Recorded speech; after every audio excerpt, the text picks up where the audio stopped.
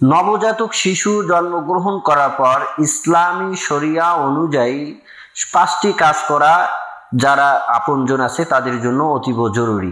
1 number, নবজাতক শিশু জন্মগ্রহণ করার পরেই পরিষ্কার করে নিয়ে ডান কানে আজান বাম কানে ইকামত দেওয়া।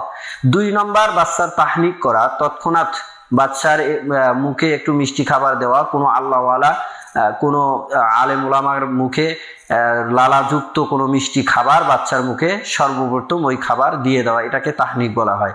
3 নম্বর, 7 দিনের দিনে একটা সুন্দর নাম চয়ন করা, একটা নাম রাখা।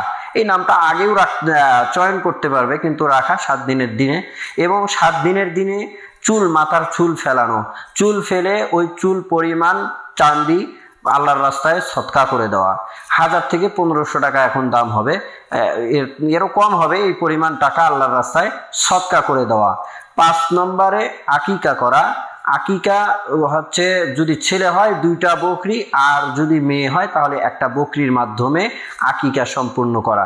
এই 5টি জিনিস একটা বাচ্চা জন্মগ্রহণ করার পরেই এই 5টি জিনিস যারা আপনজন আসে তাদের এটা দায়িত্ব তারা করে নেওয়া।